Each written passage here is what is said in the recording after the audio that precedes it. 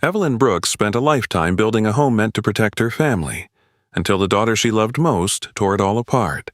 Betrayed, cast out, and left with nothing, she still chose to stand beside that daughter in court, even when the truth could destroy them both. Because sometimes, love doesn't defend the innocent. It sacrifices itself to save them. Before we begin, tell us in the comments, where are you watching from today? And if you believe some heroes are willing to look guilty to save the innocent, this story is for you. By late afternoon, Savannah, Georgia, lay under a pale, gold sky, the kind that made old porches glow and fresh white paint shine a little brighter. The summer air was warm and damp, carrying the smell of river water, cut grass, and distant rain. On the quiet edge of a working-class neighborhood, one house stood taller and prouder than the rest, not grand enough to belong in a magazine, but built with the stubborn dignity of people who had earned every brick. That house belonged to Evelyn Brooks. At 65, Evelyn Brooks was a black woman whose beauty had not vanished with age, only changed its shape. She was of medium height, with a sturdy body softened by years of labor, childbearing, and too many sleepless nights. Her skin was deep brown, her face broad and expressive, with tired eyes that still carried authority. Silver had begun to claim her tightly curled hair, which she usually kept wrapped in a neat scarf while working. Evelyn was the kind of woman who moved quickly even when exhausted, spoke sharply even when afraid, and loved so fiercely that she sometimes mistook indulgence for protection. Hardship had made her resilient, but it had also left a weakness in her heart. She could not bear the thought of one of her children feeling rejected, and that weakness would shape more of her life than she knew. Beside her stood her husband, Thomas Brooks, 68, tall in his younger days but now bent slightly in the shoulders from decades of physical work. He had a lean frame, dark skin weathered by sun and time, and large hands marked with calluses that no amount of soap could erase. His face was long and thoughtful, with a trimmed gray beard and eyes that seemed permanently quiet, as if he had learned early that speaking less caused fewer fires. Thomas had spent most of his life working construction, roofing, and repair jobs. Anything honest, anything steady. He loved his family deeply, but unlike Evelyn, he believed love needed boundaries. Years of swallowing pride to keep food on the table had made him patient, but never blind. Together, they stood in front of the home they had spent nearly 4 decades trying to build. It was not their first home. Their first home had been a cramped rental with leaks in the ceiling and winter drafts that slipped under the doors. Then came a small place with rotting steps and an unreliable heater. Then years of saving, failing, borrowing, rebuilding, and starting again. Evelyn cleaned other people's houses, cooked for church events, worked overnight shifts at a care facility. Thomas took every job his back would allow. They skipped vacations, postponed repairs to themselves, wore old coats one more winter, and told each other that one day the family would have something solid, something no landlord could take. Now, at last, they did. The house was broad and bright, with a deep front porch, cream siding, dark shutters, and enough rooms to hold not only memories, but bodies. Children, elders, relatives, grandchildren, burdens, and prayers. To strangers, it might have looked like a house. To Evelyn, it looked like proof that suffering had not been wasted. Inside, the house carried the full weight of generations. Thomas's mother, Margaret Brooks, lived there too. At 85, Margaret was thin and fragile, her back curved and her steps careful, but her mind remained clear as polished glass. Her skin had gone soft with age, and her silver hair, once thick, now rested in delicate waves close to her scalp. She had a narrow face, sharp cheekbones, and a voice that sounded dry but never weak. Margaret had lived long enough to see people repeat the same mistakes under different names, and age had given her the freedom to speak uncomfortable truths. She was not unkind, but she had little patience for foolishness disguised as love. Also living in the house was Thomas's younger brother, Daniel Brooks, a 56-year-old man with a broad chest, a rounded stomach, and a laugh too loud for the size of any room. Daniel had spent years drifting between steady work and setbacks, Never quite irresponsible, but never entirely dependable either. His wife, Loretta Brooks, was a practical woman in her early 50s, short and solidly built, with sharp eyes and a tired kindness. She believed in stretching every dollar and every piece of meat in the pot. Their teenage son, Caleb, quiet and long-limbed, moved through the house with headphones around his neck and the uneasy politeness of a boy learning how crowded adult life could be. And then there were Evelyn and Thomas's daughters, the true center of Evelyn's heart, though not in equal measure. The older daughter, Angela Brooks, was 36 and had inherited the best of her father's steadiness. She was a tall, slender black woman with warm brown skin, gentle eyes, and a composed face that rarely demanded attention. She wore her dark hair simply, often pulled back, and carried herself with the humble alertness of someone used to doing more than she said. Angela was patient, hard-working, and soft-spoken, but not weak. Years of growing up in a crowded home had taught her how to bend without breaking. Being overlooked had shaped her, too. It had made her less bitter than careful, less loud than observant. She had learned very young that love in a family was not always distributed fairly, so she built her dignity quietly, through work, restraint, and sacrifice. The younger daughter, Sophie Brooks, was 32 and impossible not to notice. She was beautiful in the way that turned heads before she spoke. Lighter brown skin, full lips, expressive eyes, and a figure she knew how to dress to advantage. Her hair was always done, her nails always polished when money allowed it, and her mood often changed with the amount of attention she received. Sophie had grown up as the child most protected, most excused, most forgiven. Where Angela had been expected to understand, Sophie had been allowed to be difficult. Over time, that favoritism became part of her character. She was not evil, not yet, but she was restless, entitled, and too easily offended by discomfort. She believed life should open for her because someone always had. That evening, the house was full of the sounds of supper. Cabinet doors, running water, the clatter of plates, Margaret's low complaints from the hallway.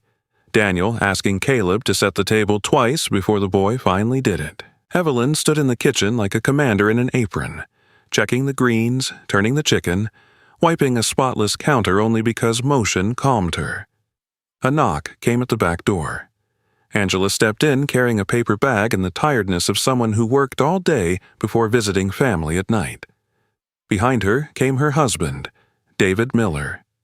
David was 38, a white man with a narrow face, tired blue eyes, and the rough hands of a working life that had never promised comfort.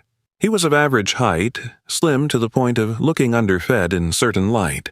With sandy brown hair, he cut himself to save money.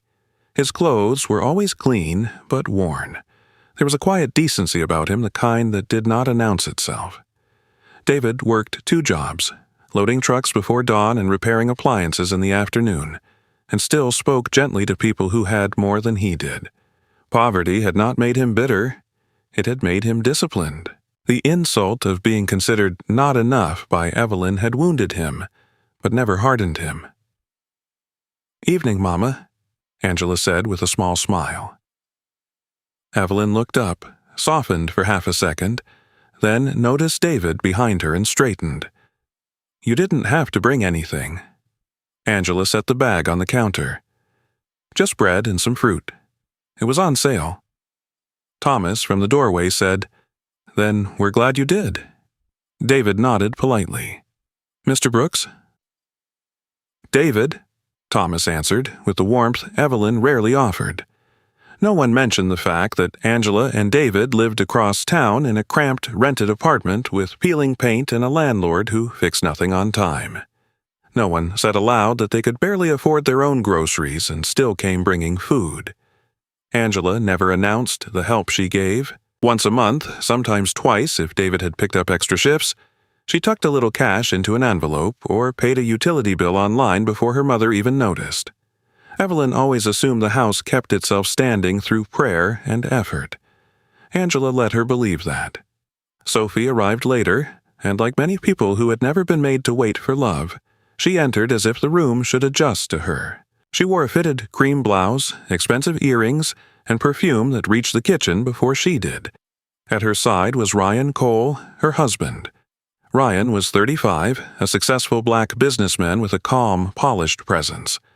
Tall, broad-shouldered, and impeccably dressed, he had the controlled voice and measured movements of a man raised to think before speaking.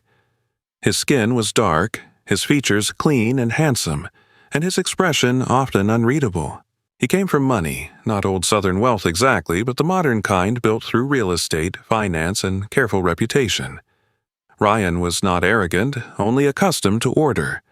What first attracted him to Sophie had been her charm and brightness. What increasingly troubled him was her hunger for appearances. "My baby's here," Evelyn said at once, drying her hands and moving toward Sophie with a warmth so obvious that Daniel exchanged a glance with Loretta. Angela stepped back slightly, almost without meaning to. Sophie kissed her mother's cheek. "Mama, this house looks beautiful. Ryan was just saying the porch lights need upgrading if you want it to look more modern." Ryan gave a restrained smile. "I only said new fixtures could brighten the front." Margaret, from her chair near the doorway, muttered, "Nothing wrong with light that lets honest people see." Sophie rolled her eyes so quickly only Angela seemed to catch it. At the table, the old pattern settled like dust in familiar corners. Evelyn served Sophie first, asked twice whether Ryan wanted more, told Angela she looked thin, as if thinness in a struggling daughter were a personal offense. When David complimented the meal, she thanked him politely without really looking at him. But when Sophie laughed at one of Ryan's mild stories, Evelyn leaned in as though every word mattered. Angela noticed, Thomas noticed. Even Daniel noticed, though he wisely kept eating. Conversation drifted toward marriage, money, and the future. Ryan mentioned a charity gala. Sophie corrected the way Loretta pronounced the name of the venue. Margaret asked Angela how work was going. Angela said fine. David mentioned picking up a second shift at the warehouse. Evelyn's face tightened at that. "You're still doing both jobs?"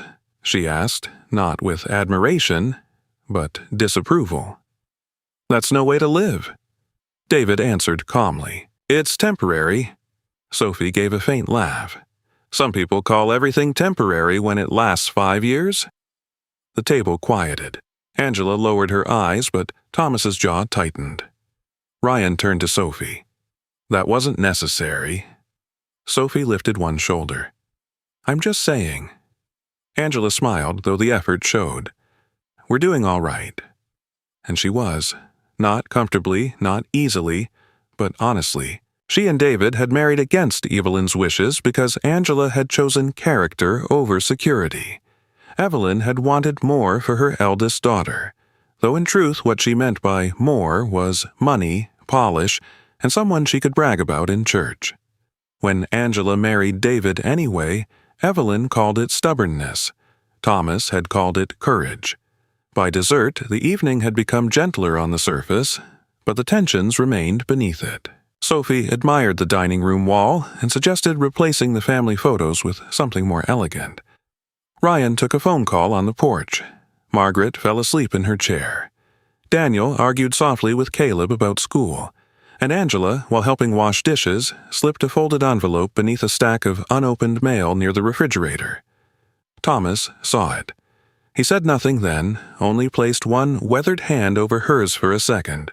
In that touch was recognition, gratitude, and sorrow all at once. Later, when the guests were leaving, Evelyn stood on the porch between her daughters. She hugged Sophie tightly and reminded her to call when she got home. She kissed Ryan's cheek and told him to visit more often. To Angela, she said, "Don't stay out too late, David. Drive careful." It was not cruel. That almost made it worse. As Angela and David walked to their old car beneath the warm Savannah night, she paused and looked back at the house glowing behind her, the house her parents had built out of sacrifice, the house that held too many people and too many unfinished truths. David opened the passenger door for her. "You okay?" Angela nodded after a moment. "Yes." But her eyes lingered on the porch, where Evelyn still stood with Sophie, laughing softly in the golden light. Inside that beautiful house lived pride, love, gratitude, blindness, and the first quiet fractures of something no one was yet ready to name. and though the walls were strong, the family inside them was already beginning to lean. Morning in Savannah came quietly, wrapped in a thin gray mist that hovered over rooftops and drifted slowly past the wide windows of Ryan Cole's house. Unlike the Brooks home, full of layered voices, footsteps, and overlapping lives, this house was still, controlled, and almost too perfect. The polished floors reflected light like glass. The furniture sat untouched as if waiting for approval, and every corner carried the quiet weight of expectation. Sophie stood in the center of the living room, scrolling through her phone with a restless expression. Even in silence, she seemed dissatisfied. She was dressed in soft, expensive fabric, her hair styled neatly, her nails freshly done. To an outsider, she looked like a woman living the life others dreamed of. But there was something unsettled in her movements. A tapping foot, a distracted glance, a constant need for something more.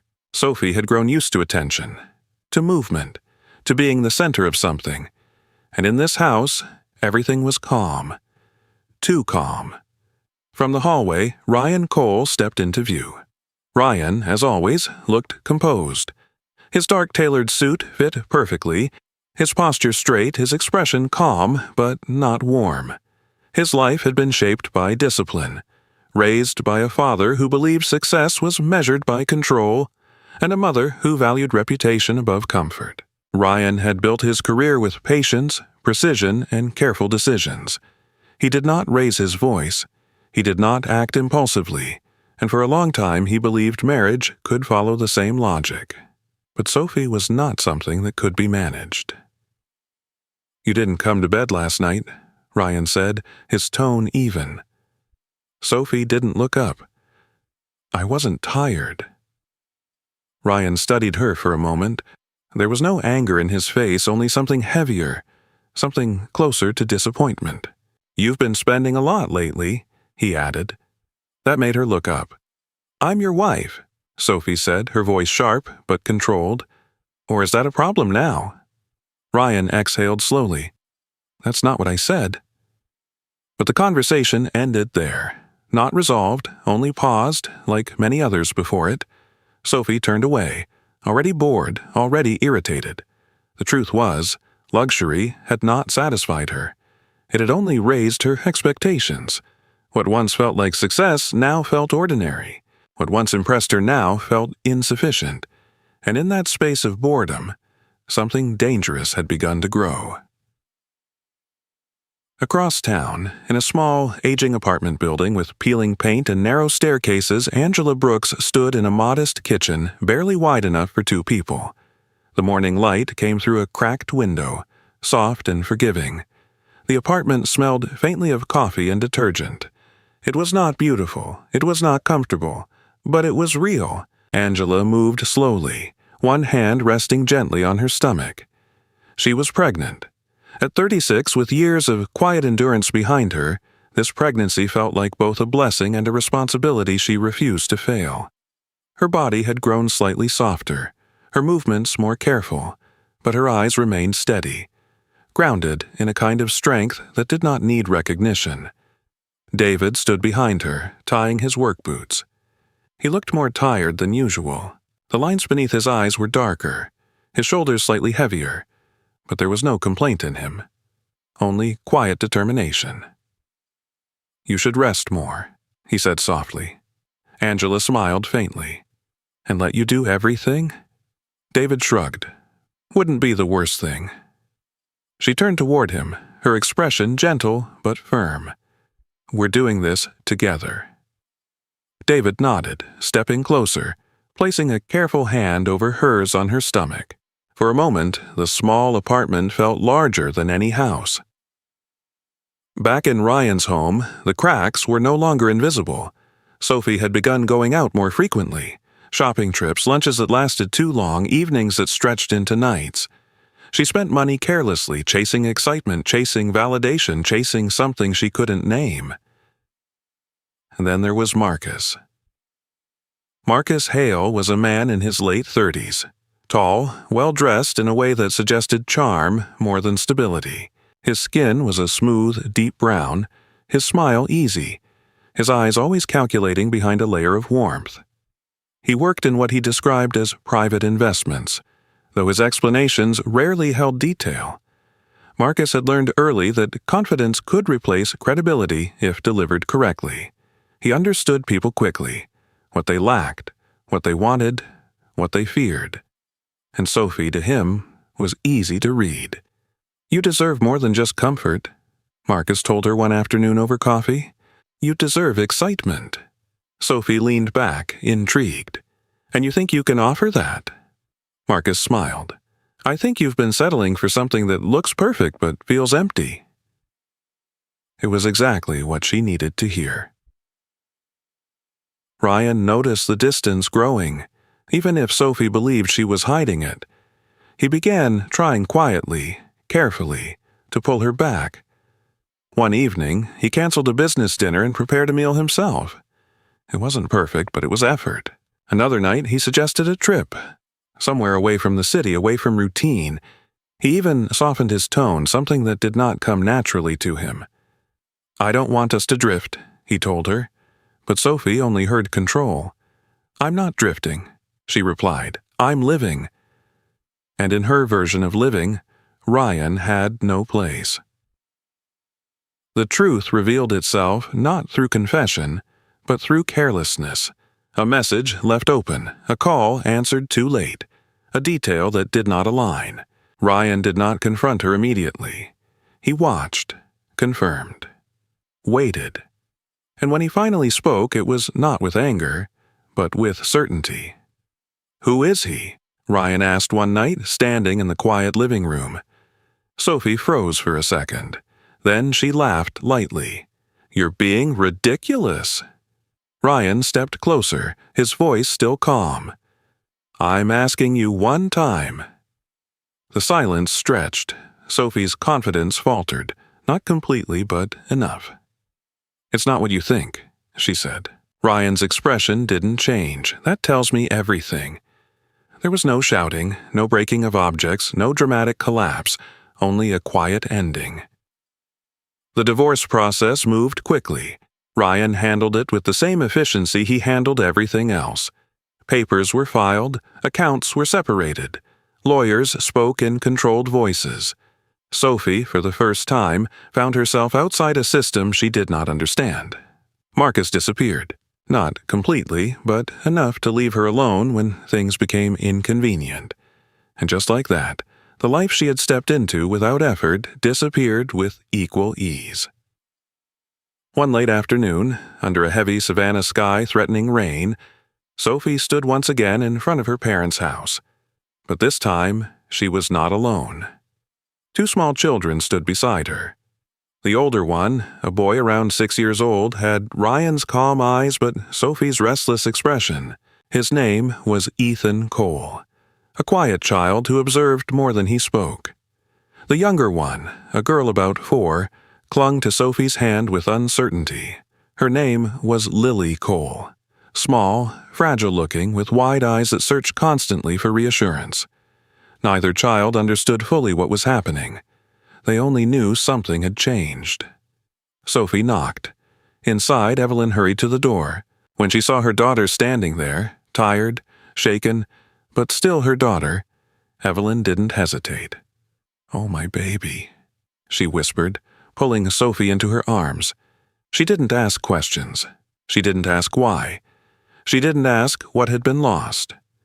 Behind them, Thomas stood still, his expression heavy. Angela arrived later that evening, having heard the news. She looked at Sophie, then at the children, then at her mother. "You can come stay with us," Angela said gently. "We'll make space." Sophie's reaction was immediate. "I'm not living like that," she said, her voice sharp with pride. "I'm fine here." Angela didn't respond. She only nodded slowly. Behind her, David shifted slightly, his jaw tightening. Not in anger, but in quiet understanding. That night, the house felt full again, but not the same. The children wandered uncertainly through unfamiliar rooms. Ethan watched everything in silence.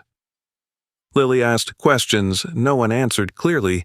Sophie lay in her old room, staring at the ceiling, not thinking about consequences, only about what she had lost. And Evelyn, sitting alone in the kitchen long after everyone had gone to bed, made a decision she believed was love. She would protect Sophie, no matter what, even if it meant ignoring the truth, even if it meant repeating the same mistake again. The house in Savannah no longer felt the same. It was still standing strong under the late summer heat, its cream walls glowing in the afternoon sun, its wide porch catching the slow breeze drifting in from the river. But inside, something had shifted. The noise remained. Footsteps, voices, doors opening and closing, but it was no longer the sound of a family moving together. It was the sound of people adjusting around a problem no one wanted to name out loud. Sophie had returned, but she had not changed. At first, her presence felt temporary, like someone passing through a storm. But days turned into weeks, and weeks into something heavier. Her room, once just a memory of her younger years, became occupied again, filled with new clothes, shopping bags, scattered cosmetics, and the faint scent of perfume that lingered long after she left the space. Her children, Ethan and Lily, moved through the house like quiet shadows. Ethan Cole, at 6 years old, had grown more observant since arriving. He was a slim boy, with careful movements, his dark eyes always watching before acting. He rarely asked questions now. He had learned quickly that answers were either delayed or avoided. He spent long hours sitting near the window or quietly playing with an old toy car Thomas had found in a drawer. Lily Cole, only 4, was different. Smaller, softer, with round cheeks and wide eyes, she still clung to the need for comfort. She followed Evelyn closely, her small hands reaching instinctively for reassurance. She asked simple questions in a soft voice. "Where is Mommy? Are we staying here?" Questions that no one answered clearly enough, because Sophie was rarely there. She left in the mornings without much explanation and returned late, sometimes after the children were already asleep. When she was home, she was distracted, scrolling through her phone, making brief calls, or sitting silently as if waiting for something better to happen. The responsibility of the children fell almost entirely onto Evelyn. At 65, Evelyn had believed her hardest years were behind her. But now, she woke before sunrise again, not for work, but to prepare breakfast for 2 children who were not her responsibility. She washed clothes, packed small meals, soothed Lily's fears, and tried to guide Ethan with the patience of someone who refused to admit her limits. Her movements became slower, her breathing heavier, but she never complained, because in her mind, this was what a mother did, even when it was no longer her place. Thomas noticed everything. He sat at the kitchen table one early morning, watching Evelyn move from sink to stove, from stove to table, carrying more than her body should have allowed. "You can't keep doing this," he said quietly. Evelyn didn't stop. "They're children." "They're not your children," Thomas replied, his voice still calm but firmer now. "And she's not a child anymore." Evelyn turned then, her eyes flashing, not with anger, but with something defensive. "She's my daughter." Thomas leaned back slightly, studying her. "And you think this helps her?" Evelyn hesitated for a second, just a second. Then she turned away again. "She needs time." Thomas didn't argue further, but the silence between them grew heavier. Margaret Brooks watched it all from her chair near the hallway. At 85, her body had weakened, but her presence had not. Her eyes followed every movement, every conversation, every shift in tone. She did not speak often, but when she did, people listened. Or at least they used to. One afternoon, as Evelyn folded laundry with tired hands, Margaret spoke. "You're not helping her," she said, her voice dry but clear. Evelyn didn't look up. "I'm helping my grandchildren." Margaret shook her head slightly. "No, you're hiding her from consequences." Evelyn paused just for a moment, then resumed folding. "She's been through enough." Margaret leaned forward, her thin frame tightening with quiet strength. No, she hasn't been through enough. That's the problem. The words hung in the air. Evelyn said nothing, because deep down, somewhere she refused to look, she knew Margaret wasn't wrong. Across town, Angela and David continued their quiet, difficult, but steady life. The apartment had grown even smaller with the coming baby. A crib had been set up in the corner of their bedroom, second-hand but carefully cleaned. Angela had begun sorting tiny clothes, some bought, most donated. Every item carried intention. Angela sat on the edge of the bed one evening, holding a small blanket, her thoughts drifting back to the house. "She's not taking care of them," Angela said softly. David, sitting nearby repairing a broken appliance part, looked up. "The kids?" Angela nodded. "Mama is doing everything." David set the tool down. "Then we take them." Angela looked at him, hope flickering briefly in her eyes before fading. "She won't allow it," Angela said. "Then we push harder." Angela shook her head gently. "You don't know Sophie like I do." David didn't argue because he was beginning to understand. Angela tried anyway. The next time she visited, she found Ethan sitting alone on the porch steps, staring at nothing in particular. "Hey," she said softly, sitting beside him. Ethan glanced at her, then looked away. "Hi, where's your mom?" He shrugged. Inside, Lily was clinging to Evelyn's leg while she tried to cook. The child's small hands made movement difficult, but Evelyn only adjusted, never pulling away. Angela watched it all. Then she found Sophie. "She can stay with us," Angela said gently, both of them, just for a while. Sophie didn't even consider it. "I said I'm handling it." Angela kept her voice calm. "You're not." Sophie's expression hardened. "Don't start acting like you're better than me just because you're struggling." The words hit harder than Sophie intended, or maybe exactly as hard as she intended. Angela inhaled slowly. "This isn't about me. It never is with you," Sophie snapped. "You always play the good one." Angela said nothing more, because she knew arguing wouldn't change anything. Later that evening, David stood outside with Thomas. The sky had turned darker, the air heavier with the promise of rain. "I can help," David said quietly. "With groceries, bills, whatever you need." Thomas looked at him for a long moment. There was no pride in Thomas's expression, only weariness. Before he could respond, Evelyn's voice came from inside. "We're fine." She stepped onto the porch, wiping her hands on her apron. "We don't need help." David nodded respectfully. "It's not charity." Evelyn's chin lifted slightly. "We're managing." Thomas didn't speak because he knew what that meant. They would continue, even if it broke them. As weeks passed, the strain deepened. Evelyn's hands began to tremble slightly when she lifted heavier pots. She sat down more often, though never for long. Her voice lost some of its sharpness, not from softness but from exhaustion. The children adapted in their own ways. Ethan became quieter.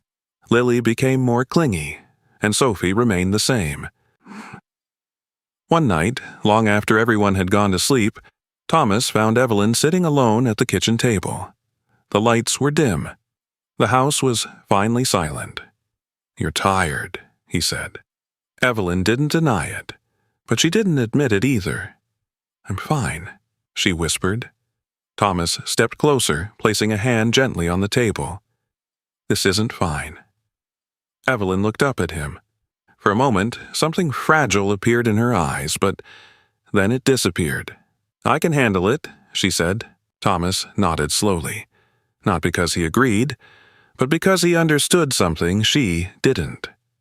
The house was still standing, but the family inside it was beginning to crack. And this time, love was not holding them together. It was pulling them apart. By early autumn, Savannah had begun to change. The air lost some of its heavy summer weight, replaced by a dry warmth that carried fallen leaves along sidewalks and across quiet streets. The Brooks house still stood where it always had, its porch steady, its walls strong.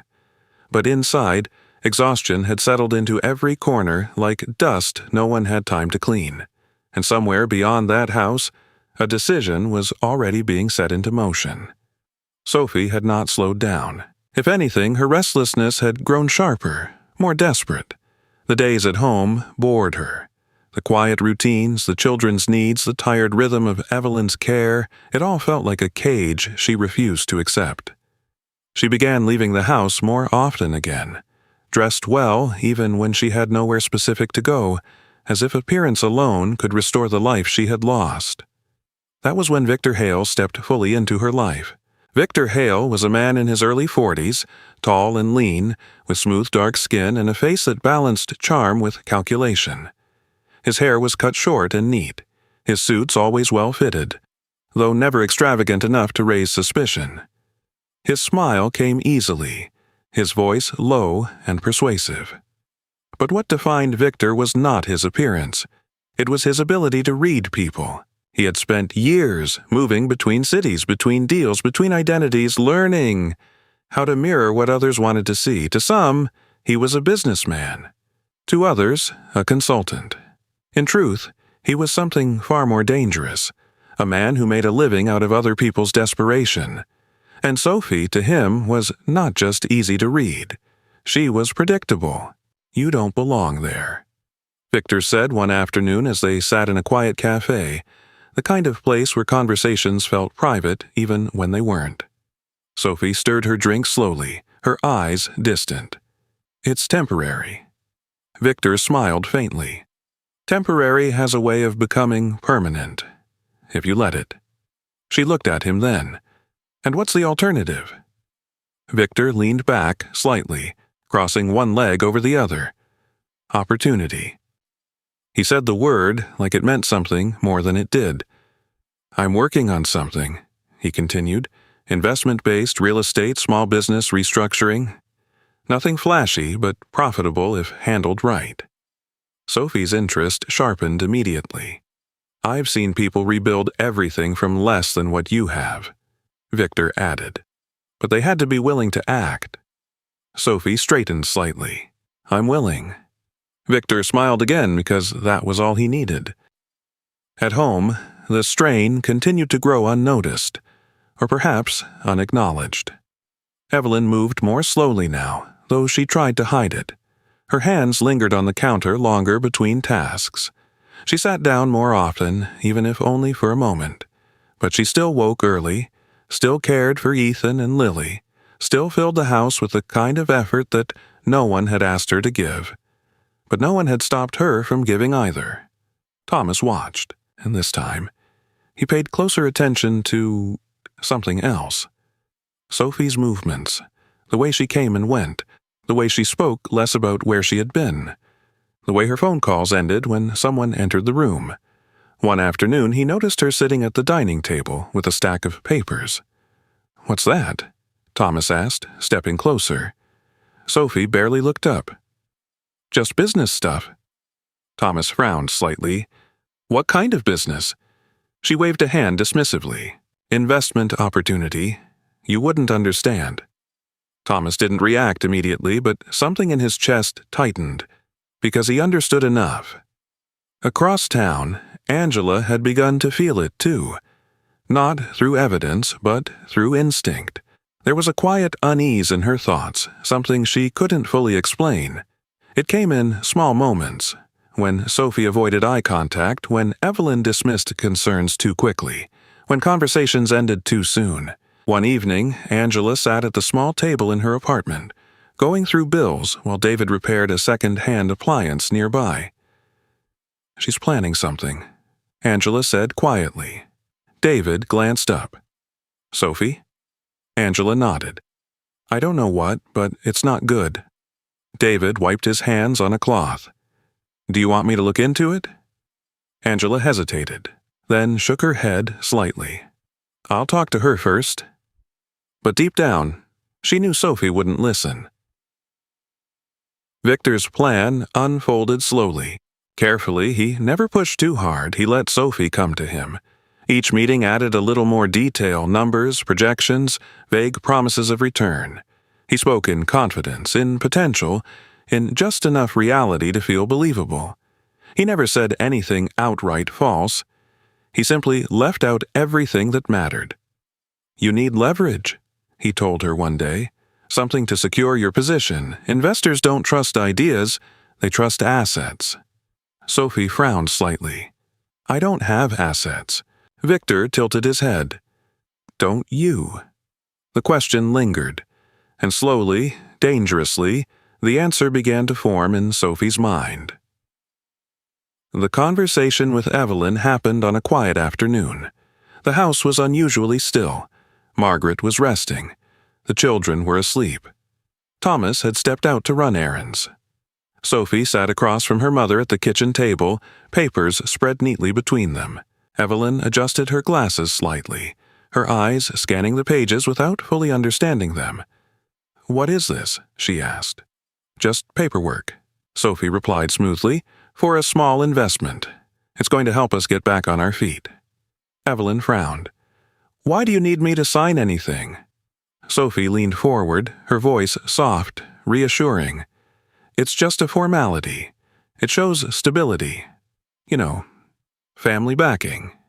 Evelyn hesitated, not because she understood the documents, but because something, deep and quiet, didn't feel right. Still, she looked at her daughter, and what she saw was not deception. She saw the child she had always protected. "It's safe?" Evelyn asked. Sophie didn't pause, of course. That was enough. Evelyn signed. Thomas returned home just as Sophie was gathering the papers. "What was that?" he asked. Sophie moved quickly. "Nothing important." Thomas stepped closer, his eyes narrowing slightly. "Let me see." But Sophie had already folded the documents. "It's done," she said. Thomas didn't like the sound of that. "Done what?" Sophie smiled faintly. "You worry too much." And just like that, the moment passed. But not the feeling. Angela's concern grew stronger. She began asking questions, not directly, but carefully, checking small details, listening more than speaking. And one evening, after a brief conversation with a neighbor who had seen Sophie meeting a well-dressed man regularly, Angela's unease turned into something sharper. Suspicion. She stood outside her apartment that night, staring into the dark street, her hand resting unconsciously on her stomach. Something was wrong. She just didn't know how wrong. The truth did not come slowly. It came all at once. A letter, a call, a name on a document that no longer belonged to them. The house had been transferred, sold, not in a moment, but in a process already completed. When Thomas finally understood, he didn't shout. He didn't move. He simply stood in the middle of the living room, looking around at the walls he had built, the floor he had repaired, the roof he had climbed more times than his body should have allowed. Evelyn sat down slowly. Her hands trembled, not from age this time, but from realization. Sophie stood nearby, silent, because for the first time, even she understood what had happened, and it was already too late. Outside, the wind moved through the trees, carrying leaves across the yard. The house still stood, but it no longer belonged to them. The house still stood where it always had, unchanged in shape, unchanged in color, but no longer holding the same meaning. The Brooks family moved inside it like strangers waiting for something inevitable to arrive. The warmth was gone. Conversations had become shorter, heavier, filled with pauses that carried more truth than words. And outside, consequences were already on their way. Sophie's investment did not collapse all at once.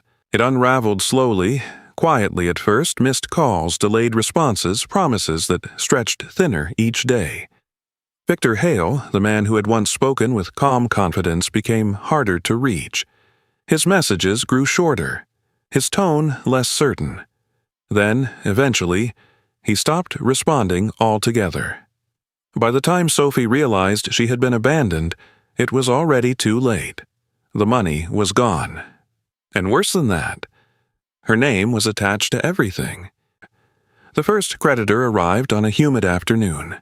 His name was Leonard Briggs, a man in his mid-40s with a thick build, shaved head, and a face hardened by years of working in collections. His skin was pale, his jaw tight, and his voice carried the kind of impatience that came from dealing with too many broken promises. He wasn't cruel, but he wasn't forgiving either. His job had trained him to see people not as victims but as liabilities. He knocked hard.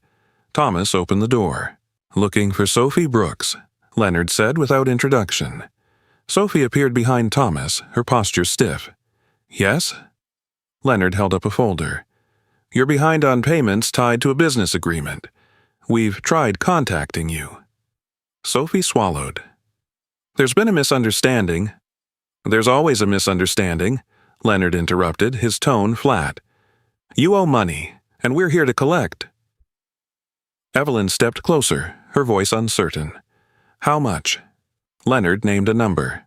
The room went silent, because it wasn't just large, it was impossible. That was only the beginning. More people came. Different faces, different voices, but the same message. Money owed. Deadlines passed. Consequences approaching. Sophie stopped pretending she understood the situation. The confidence she once carried dissolved into something far more fragile, fear mixed with denial. She spent more time on the phone, her voice sharper, more desperate. She tried calling Victor repeatedly, but his number no longer connected. He was gone. Completely. Inside the house, tension turned into something heavier than anger. Evelyn moved more slowly than ever, but she still tried to hold everything together. She cooked, cleaned, cared for the children, and answered questions she did not have answers for. Her body was tired, but her heart refused to let go of the belief that, somehow, things could still be fixed. Thomas, on the other hand, had stopped pretending. One evening, after another heated conversation with a man at the door, he sat down heavily in the living room. "This is real," he said quietly. No one responded. "This is not something that goes away." Sophie stood near the window, her arms crossed tightly. "I said I'm handling it." Thomas looked at her, and for the first time there was something in his eyes that had never been there before. Not anger, not disappointment, but something closer to grief. "You already did," he said. Angela came as often as she could. Each visit made her more certain of what was coming. She stood in the kitchen one afternoon, speaking quietly with Evelyn while Lily clung to her leg. "Come stay with us," Angela said again, "all of you."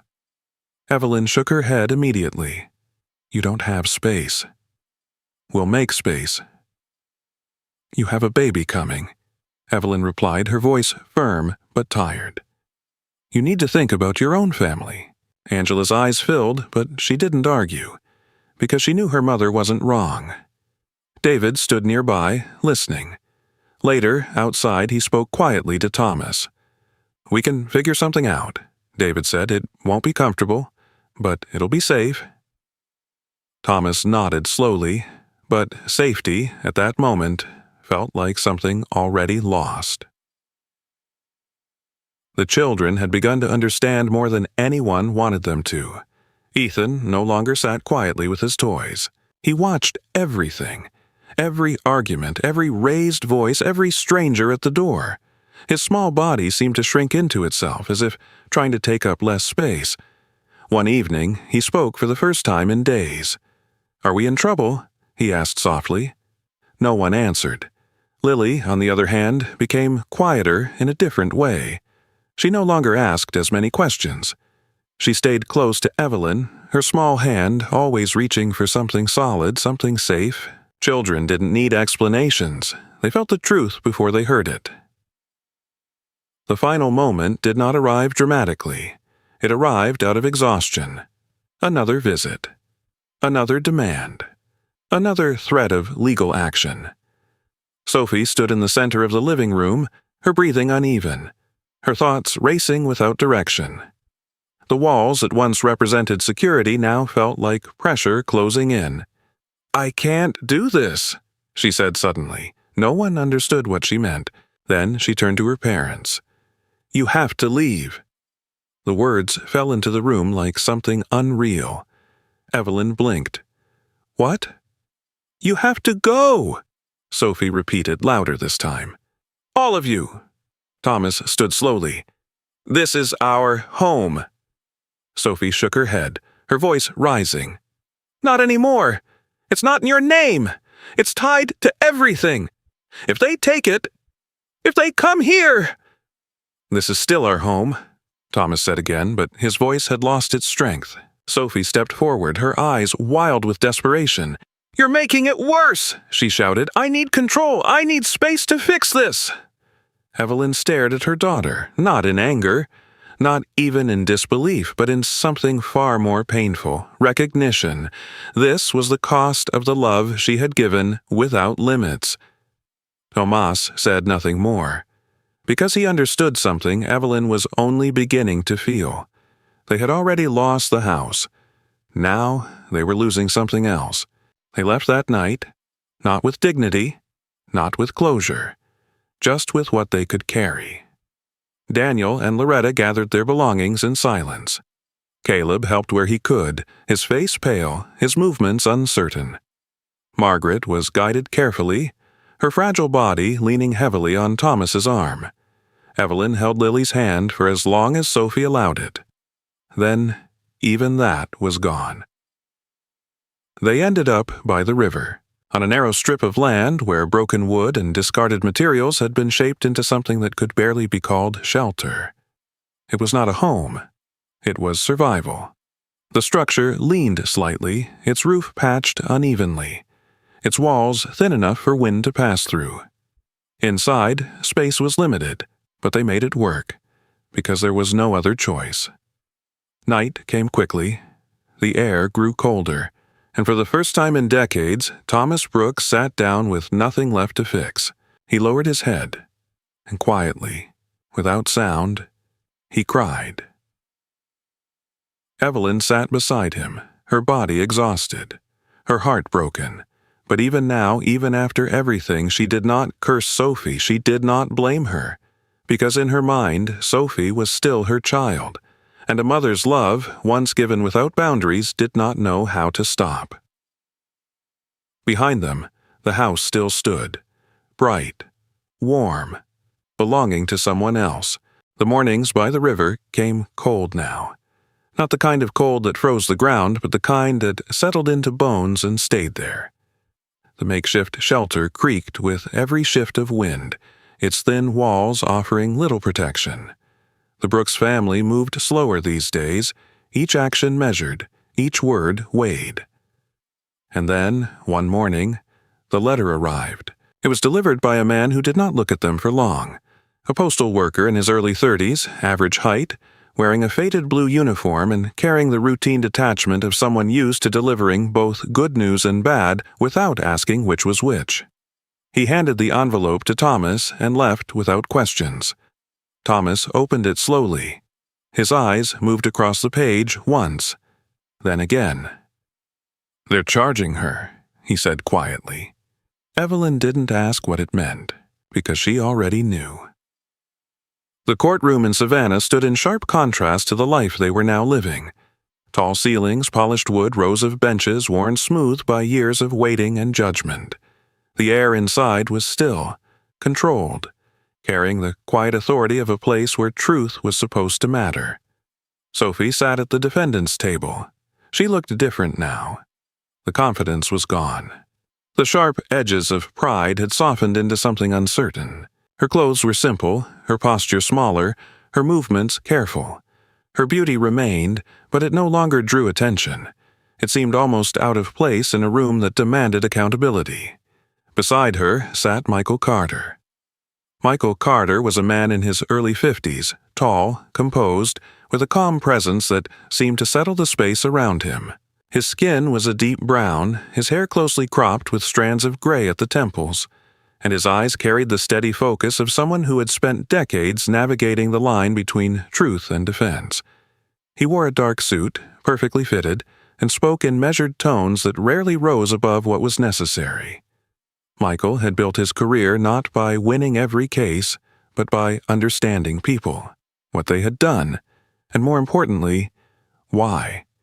Evelyn had found him through a church connection, paid for him with money she did not have, and trusted him with the one thing she had never been able to protect properly: her daughter. Across the room, Angela sat quietly. She had come without hesitation. Her presence was steady, her expression calm but serious. Pregnancy had softened her features slightly, but her posture remained upright, her gaze focused.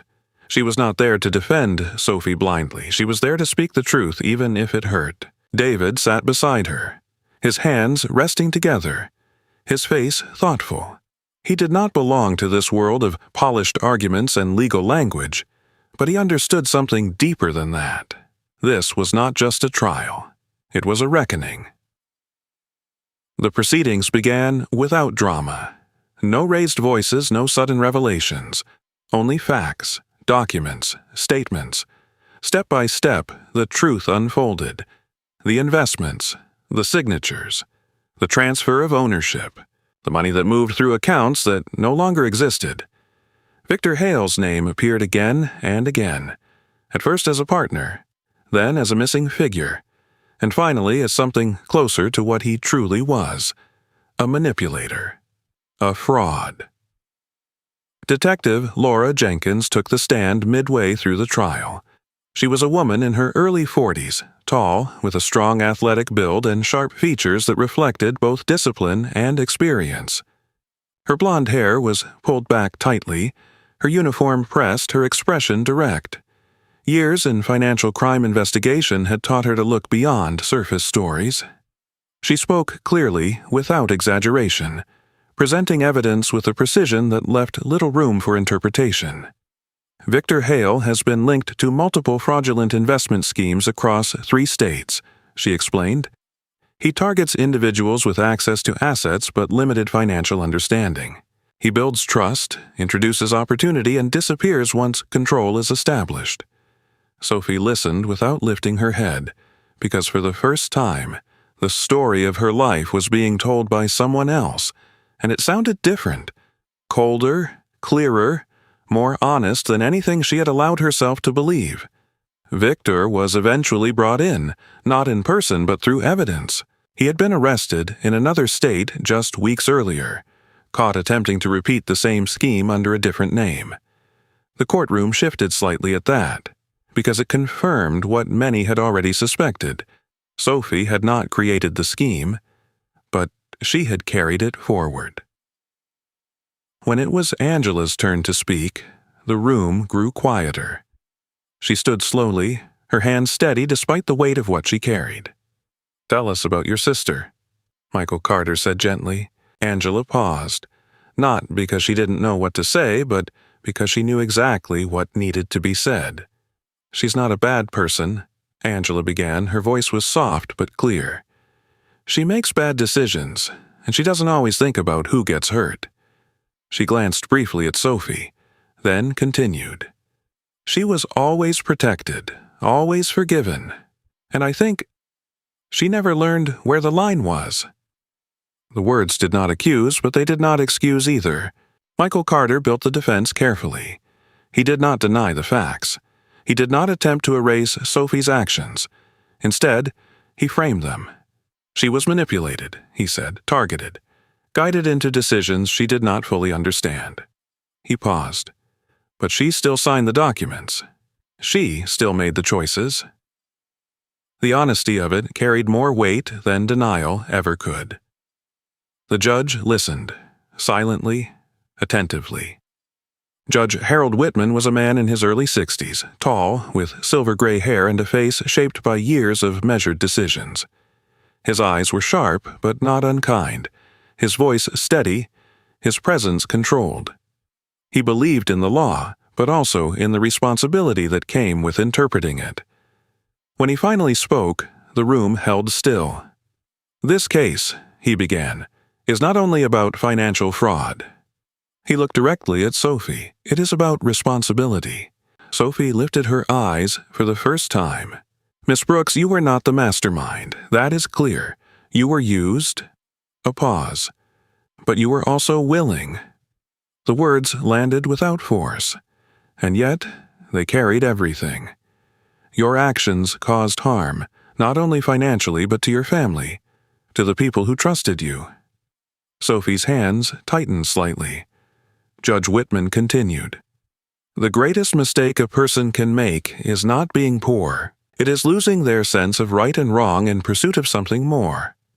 The courtroom remained silent, because no one disagreed. The sentence was delivered with balance. Sophie would serve time, but it would be reduced. Taking into account her cooperation, her lack of prior offenses, and the circumstances of manipulation, it was not freedom, but it was not the harshest outcome either. Evelyn sat in the front row. She did not cry. She did not move. She simply listened, because this too was part of loving her daughter, standing there, even when she could not change the outcome. Sophie was led away quietly, no resistance, no final words, just a slow walk toward consequences she could no longer avoid. Outside, the sky had turned gray again. Angela stood beside Evelyn. Neither spoke for a while. Finally, Evelyn whispered, "She'll come back." Angela nodded. Yes. Not because she was certain, but because she believed something else, that people could change, but only after they had nothing left to hold on to except the truth. The day Sophie Brooks stepped out of prison, the sky over Savannah was clear in a way she hadn't noticed in years. Not brighter, not more beautiful, just honest. There were no walls around her anymore, no schedules imposed, no voices telling her where to stand or when to move.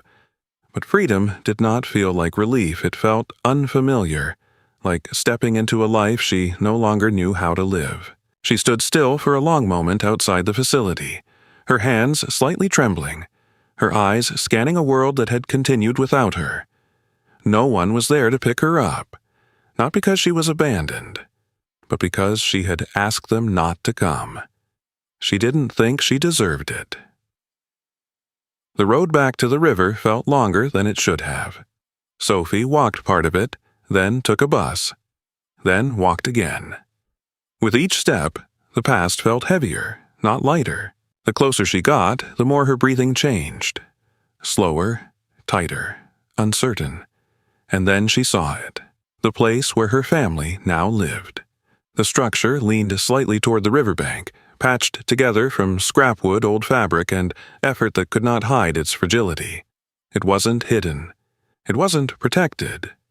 It simply existed, because it had to. Sophie stopped. For a moment, she couldn't move. This was what her choices had done. Evelyn was outside, sitting on a low wooden crate, her hands resting in her lap. She looked smaller now, not weaker in spirit, but physically diminished, like time had pressed harder on her than before. Her hair was almost entirely gray, her movements slower, her shoulders slightly curved. But when she saw Sophie, she stood. No hesitation, no anger. Just movement. "Sophie," she whispered. Sophie didn't run to her. She walked slowly, then stopped halfway. "I'm sorry," she said, her voice breaking before she could say anything else. Evelyn closed the distance herself, because she always had. Thomas stood just behind Evelyn. Older, quieter, stronger in a different way. He didn't step forward immediately. He looked at Sophie for a long moment, really looked at her, at the absence of pride, at the presence of something new. Then he nodded once. Not forgiveness, not yet, but acceptance of her return. The children were there too. Ethan stood near the entrance of the shelter, taller now, his body leaner, his posture more reserved. At nearly 10 years old, he had grown into silence, not the empty kind, but the kind filled with understanding beyond his age. His eyes met Sophie's, and for a moment, neither spoke. Lily, now around 8, stepped forward slowly. She had changed as well, less fragile, more aware, her small face holding questions she no longer asked out loud. Sophie knelt. "I'm here now," she whispered, but she didn't reach for them, because she didn't know if she had the right to. The first weeks were the hardest, not because of physical struggle, but because of truth. Sophie did not try to explain herself. She did not defend what she had done. She simply stayed. She woke early, helped where she could, listened more than she spoke. And when she looked at her parents, at the lines on Evelyn's face, at the quiet weight in Thomas's shoulders, she began to understand something she had never allowed herself to see before. Love had never meant protection from consequences. It had meant responsibility. She found work. Not easily, not comfortably, but honestly. Her first job was at a small diner near the edge of town. The owner, Mrs. Clara Jenkins, was a woman in her late 50s, short and strong, with dark skin and sharp eyes that missed very little. Her hair was cut close to her head, her posture firm, her voice direct but not unkind. Clara had built the diner from nothing after losing her husband years earlier, and she respected effort more than background. "You don't look like someone who's done this before," Clara said the first day. "I haven't," Sophie admitted. Clara nodded once. "Then you'll learn." And Sophie did. She washed dishes, served tables, cleaned floors, listened to complaints, accepted mistakes, and for the first time in her life, she did something without expecting recognition. Angela and David never made a show of helping, but they did. Quietly, consistently. Angela visited often, bringing food, small supplies, things that made life slightly easier without making it feel like charity. Her pregnancy had passed safely. She now carried her baby in her arms, a small boy named Samuel whose presence brought warmth into even the most difficult days. David helped Thomas repair parts of the shelter, reinforcing the walls, improving the roof, doing what he could with what little they had. Neither of them spoke about the past, because they understood something Sophie was still learning. Change did not need to be announced, it needed to be lived. Years passed. Not quickly, not easily, but steadily. Sophie worked, saved, paid. Little by little, the debts that had once seemed impossible began to shrink. She stopped chasing what looked like success. She focused on what could be built. Her relationship with her children changed too. Ethan began speaking more, not all at once, but enough. Lily started smiling again, not out of habit, but because she felt safe, and slowly, carefully, they forgave her, not because she asked, but because she became someone worth forgiving. The day Thomas forgave her came without warning. They were sitting by the river, the late afternoon sun stretching shadows across the ground. "I was angry," Thomas said. Sophie didn't interrupt. "I lost everything I built," he continued, "because of you." Sophie nodded, her eyes fixed on the ground. "I know." Thomas looked at her, then away, then back again. "But I didn't lose you." Sophie's breath caught. "And I almost did," he added quietly. That was all. But it was enough. Evelyn changed too. Not all at once, but gradually. She stopped defending Sophie blindly, stopped excusing what couldn't be excused. And one evening, as they sat together outside, she said something she had never said before. "I should have taught you better." Sophie looked at her. Evelyn's eyes were tired but clear. "I thought loving you meant protecting you from everything," she said. "I didn't realize I was protecting you from becoming better." Sophie reached for her hand, this time without hesitation. When the opportunity came to fight for the house, they took it together, not out of pride, but out of closure. With the help of Michael Carter and new evidence tied to Victor Hale's fraudulent operations, they filed a case. It took time, patience, proof.